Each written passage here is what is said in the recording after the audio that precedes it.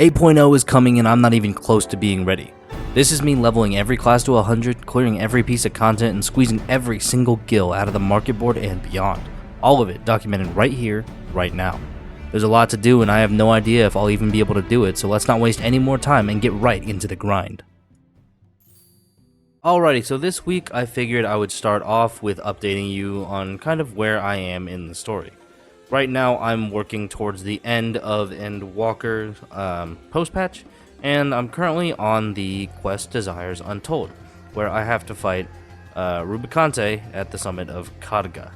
Now, while we wait for this queue, my pace on this story is kind of interesting. I've been trying to do as much as I possibly can, but like I've mentioned a couple times, I've just been really busy lately. It took me about 2 weeks to get through all of Endwalker, maybe more like 3, so potentially somewhere in that time frame will be the same for Dawntrail. So in a couple weeks, maybe by June, I'll be all caught up and ready to go in terms of catching up to the current patch, meaning farming the EXs, farming the raids, trying to get everything to 100. I'm working on some of these things along the way, but really I can lock in as soon as I actually catch up on the MSQ, and that can be my main focus.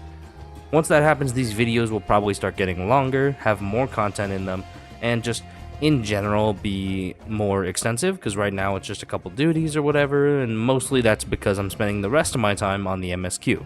So once we're caught up in Dawntrail, I can actually have a lot more freedom in terms of making these videos, and we can do a lot more varied things.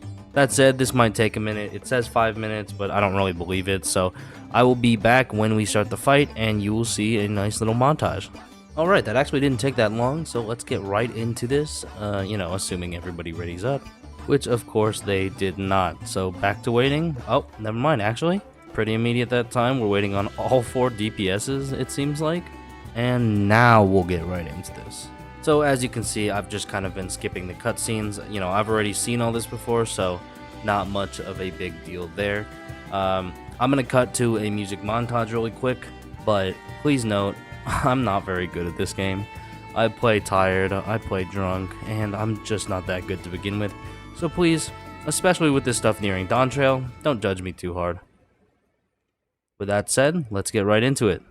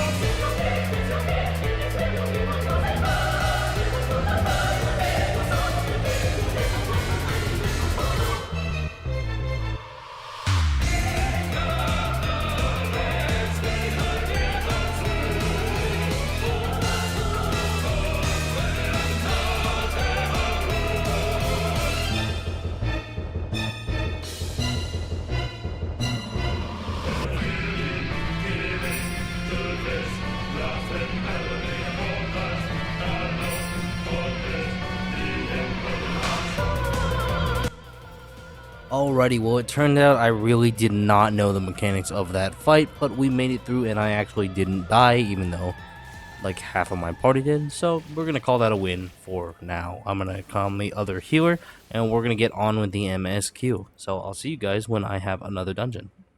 Alrighty, so we are back with another dungeon. After a couple main story quests, we are finally at the Aether Font, which is maybe not my favorite dungeon, but it's kind of a pretty one, don't you think? I really like how it looks. Either way, much like we do with all of the dungeons, I will see you when we hit the first boss, and we'll just kind of skip around from there. So, see you in a second.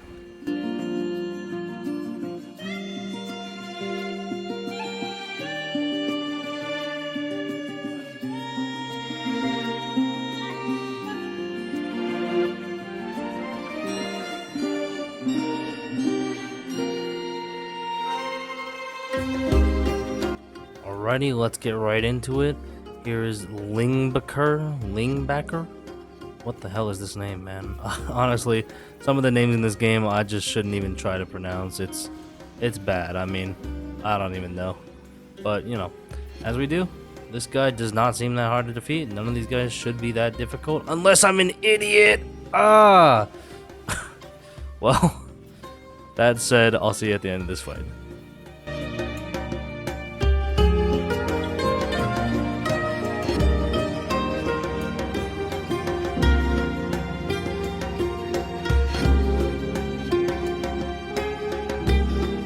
And with that totally flawless fight, Lingbacker is defeated. Let's ignore what just happened there, and we'll just continue on. As if I didn't see a breath attack and instantly run directly into it.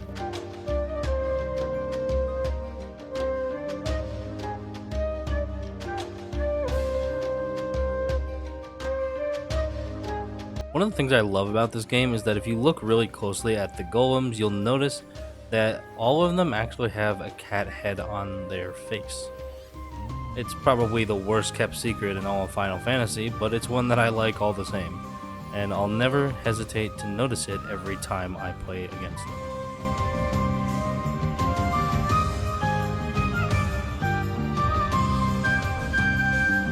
I've always liked this sort of zip line thing. It lets me just take a second and look at this beautiful dungeon they've constructed before finally coming face to face with Arcus, this weird volibear looking thing.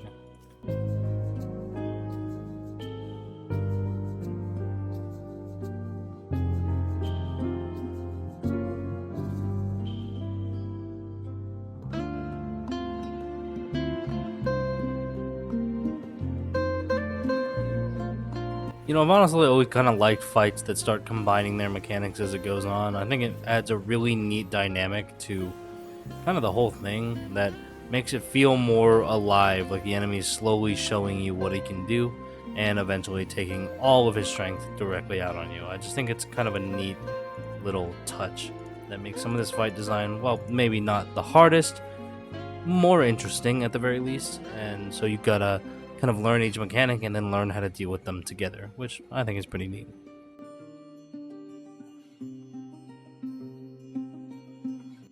Now, for pretty much all the scholars out there, one thing that you should know is that the easiest way to get through any dungeon ever is just double regen onto your tank.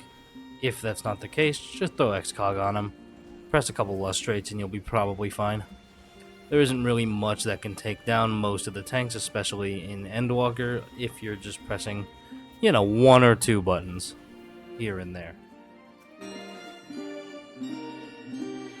The other thing is always just remember to use Adloquium before every pull, use Recitation when available, when applicable, and when your tank is low, just sort of, you know, kind of heal them, but really your role is to keep them alive, not to heal them, which is a subtle but very different distinction.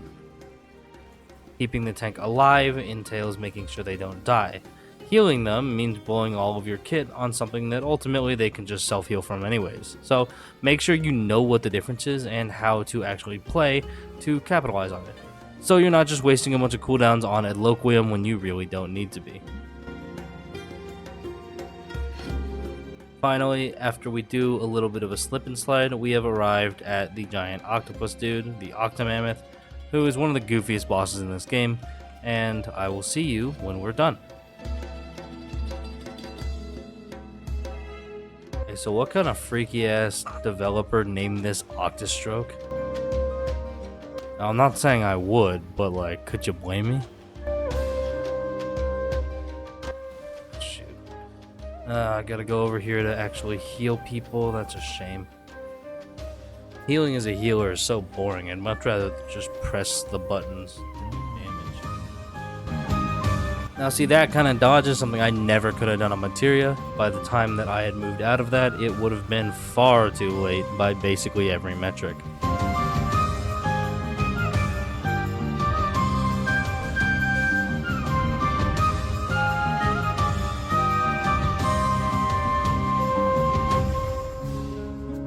And with one or two final broils, that is the Octomammoth defeated, and the Aether font down, moving ever so slightly closer to Dawn Trail with every single step that we take. And as the familiar glowing light ring might tell you, here we are at the next MSQ trial, the Voidcast Deus. Unfortunately, given that it's the middle of the day and everybody's at work, it's likely this is going to take a while, so I will talk to you guys when we get in. You know, surprisingly, that really didn't take too long, so guess more people were at home playing Final Fantasy than I thought. Now, once again, I am terrible at this game, so please don't expect too much, and with that, let's get right into it.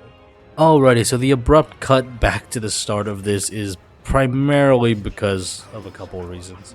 First of all, our Dark Knight disconnected halfway through, or not even halfway through, at the very beginning actually, and you know, we just couldn't make it through without him.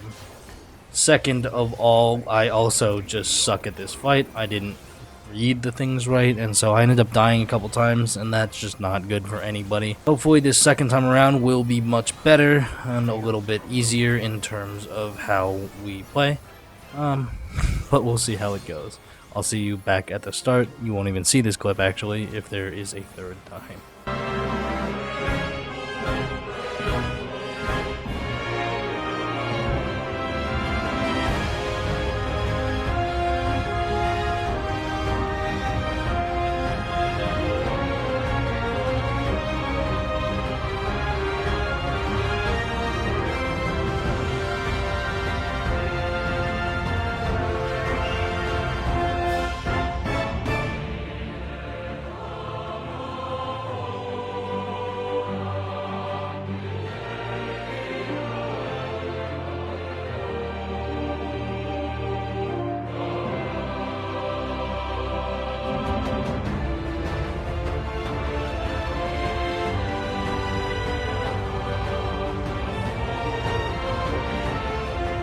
Oh my god, look at all of these Vuln stacks. Oh no.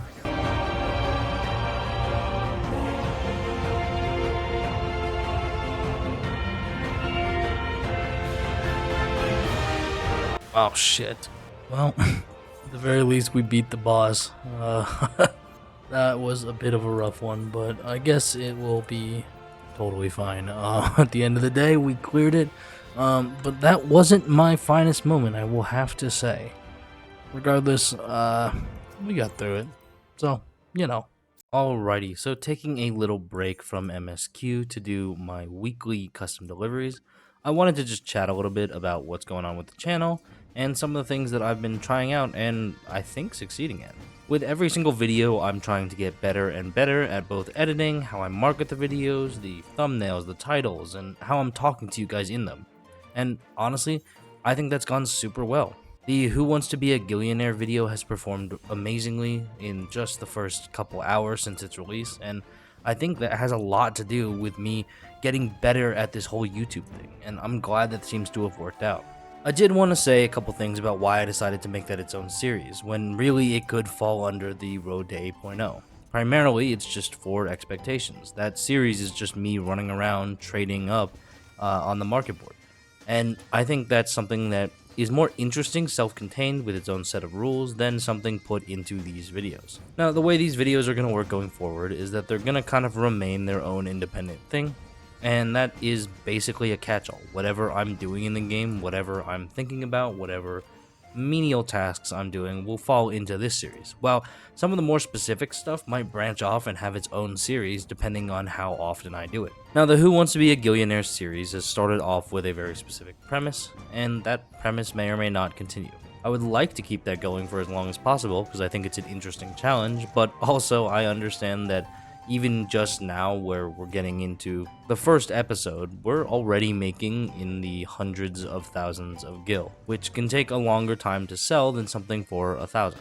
Because of that, that series is going to not be regular. These videos will come out once or twice a week, whereas those ones will come out whenever something happens. So I don't really know exactly how that's going to work out in the long run. Because of that, it's possible that I change the premise and any guild making activities will go over there at some point, but for as long as it's feasible, I would like to keep that self-contained. With that said, don't expect a ton of new series to be coming out all the time. I think I would much rather keep everything in this main series so I don't divide the viewership or don't have to spread myself so thin. Regardless, you know, if it's reasonable, if it makes sense, then I will absolutely make a new series for it. One thing that I've been thinking about was old content.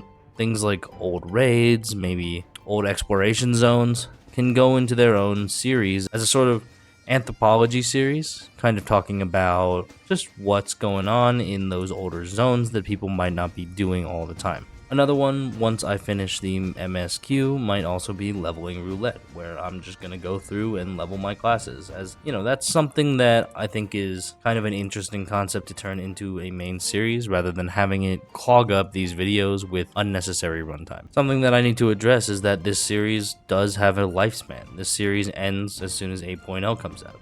And so we're going to have to figure out when the time comes what we're going to do after. By then I'll have a lot more experience editing videos, creating concepts, making series, and maybe there'll be enough content going on where it won't make sense for me to continue this sort of daily or weekly diary series where I'm just doing whatever, but we'll cross that bridge when we get there. And for right now, I'm just going to mainly focus on the 2 series I have going now, and just getting better at making videos for you guys. And I hope you guys stick around for that whole process and can see the improvement I'm making week after week. And with that all said and done, we are back again for the Lunar Subterrane. Now, as you might have noticed from the last couple dungeons, we are getting into terrain that I don't remember. One of the consequences of some of these later dungeons being this far into the game is that you don't really do them much, and as a result, they can be kind of forgettable. The more people who have access to a dungeon, the more times you'll get it in roulette.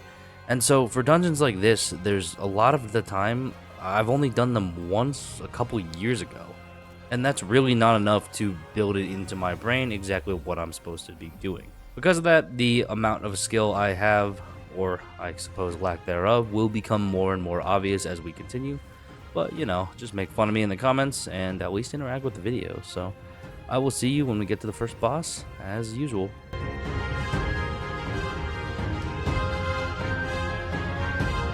You know, something I've really got to do one of these days is get some more titles. Maybe I'll do a title hunting video. Because this guy's got Bug Boy, and I love that.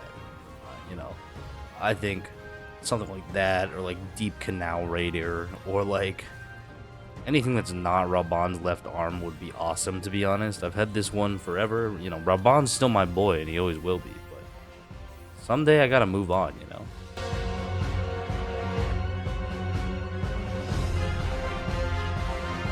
Alrighty, here we are at the first boss, Dark Elf. I know this model from somewhere, but I'm not exactly sure where.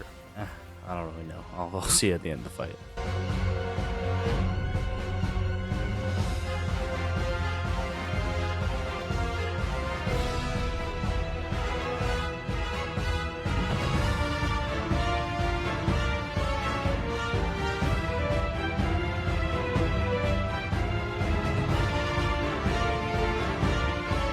And that is the Dark Elf down. Now, I do have to be completely honest with the saves mechanic. I just kind of happened to be in the right place at the right time. I don't actually know what it was, or I didn't at least at first. I figured it out. It's obviously just makes a cross on the squares where it was, but I just kind of happened to dodge both of those and didn't even like recognize it. So I call that a win, to be honest.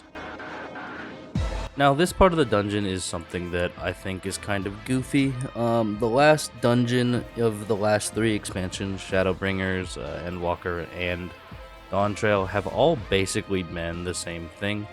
The same sort of, you know, memory of the villain's home before a certain tragedy happened.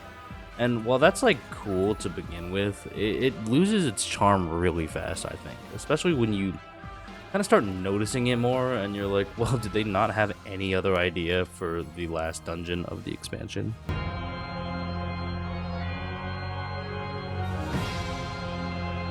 You know, that said, I really do like seeing this kind of stuff. It's one of my biggest problems with the final days, as I mentioned before, is that we only ever really saw it in one dungeon, in Vanaspati. And it made its impact feel a lot less than it probably should have. So seeing stuff like this, seeing the villain's background, seeing what happens, seeing the tragedy, and you know, it is only in one dungeon, but it just feels like more, I guess, relative to the importance of the character. Like, the final days was kind of the whole thing of the first saga, and we really only saw it once, whereas this you know, it's kind of a smaller, more contained story, and so having one dungeon dedicated to it is fine, I think. That said, here's the Damsian Antlion, which is, I don't know, I like this model. This is a freaky model, and I love that about it. Now, I don't remember this fight at all, but those stone pillars are making me think that I'm going to have to dodge them at some point. So I guess we'll try to avoid everything.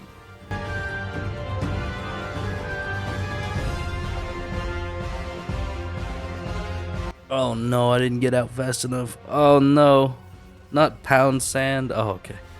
We actually made it. That's kind of a surprise, but you know what? We'll take it. We take those. You know, I kind of love this mechanic. It appears on a bunch of bosses where they pre-telegraph, and I think it's really fun just seeing all the varied like little spots you can stand. I think that's really fun. It's one of my favorite parts of a lot of these dungeons is just trying to find that tiny little choke point or that tiny little area that I can stand in.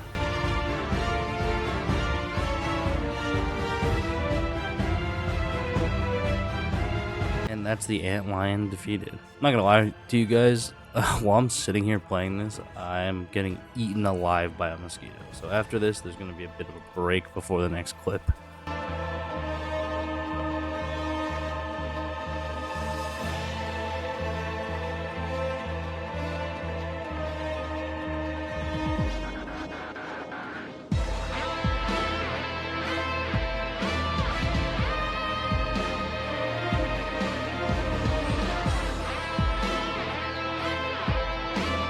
And here we've reached the final boss, Durante.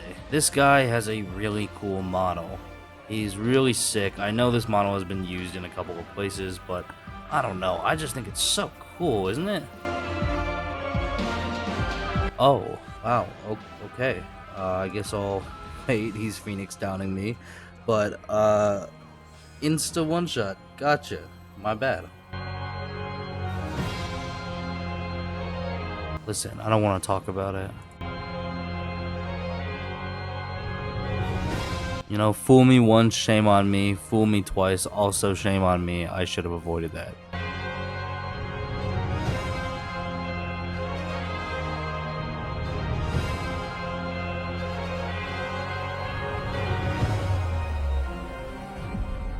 Now, despite my mistakes, we do have a gunbreaker who is pretty much one of the two tanks who could actually get us through this, so I'm just gonna kind of wait and see if Bug Boy can do it. I fucked up really bad on this one and died in some really stupid ways, so let's just hope this Gunbreaker has enough healing to keep both of them alive. It looks like they might actually do it. We got 37% to go.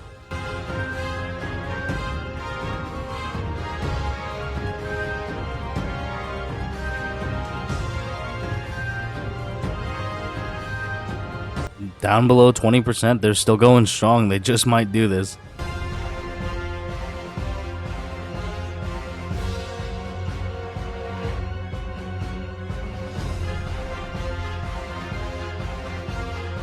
And after a long and skillful display from me, we have won the Lunar Subterrane. I need to make sure I calm this tank before he leaves because he absolutely carried me through that. I did horrifically, and you know, one of these days I'm gonna have to get good at the game, but that day will not be today. And of course, immediately after, we have the Abyssal Fracture unlocked, yet another dungeon for me to be terrible at, or sorry, yet another trial, and I will see you guys when we get in. Alrighty, so we are in, and I promise this time I am actually going to lock the fuck in. If I don't, then it's because I jinxed it. So I will see you guys at the end of the fight, hopefully in one piece.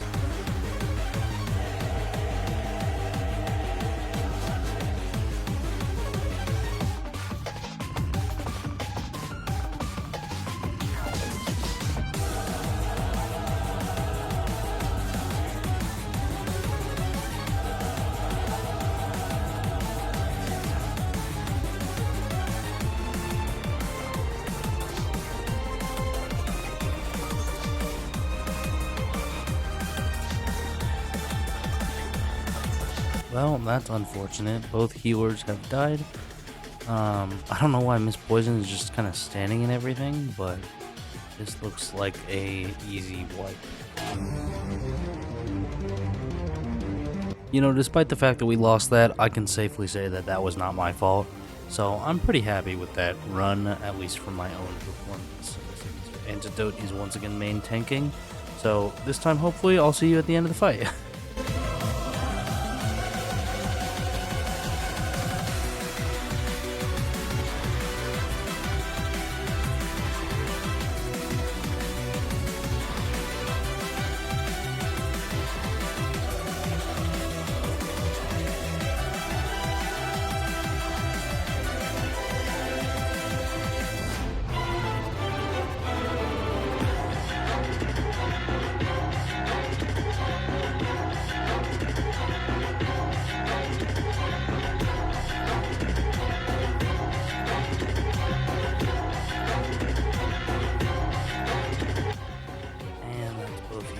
Again, that one's my bad.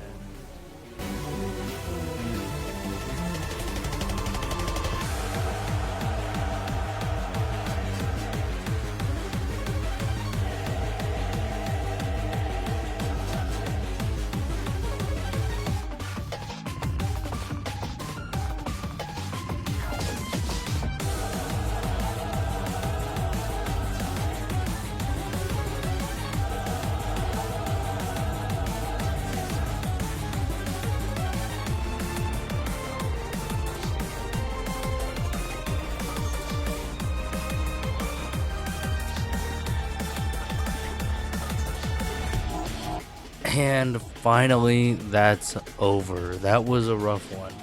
Both me and Mr. and Mrs. Poison were having a rough go of it, but we actually got it done, and I'm so thankful that really, I think I did pretty well there. All things considered, I died once in a stupid way, but otherwise, I think I did pretty well. So that's an improvement over the last dungeon. And as you can see, we are getting close to Dawn Trail, with Clamont and Erenville becoming a bigger part of the story. All I gotta do is fight this giant Colibri, and we'll be on our way, so let's get to it.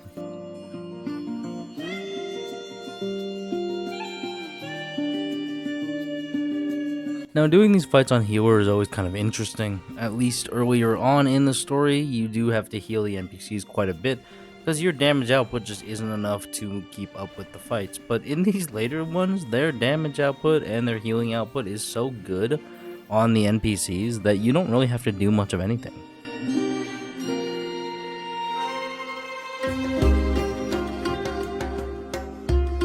Yeah, like I was saying, really your only responsibility here is to stay out of bad, and even if you don't stay out of bad, they'll heal you up to full. So, cue the music montage while we finish this up.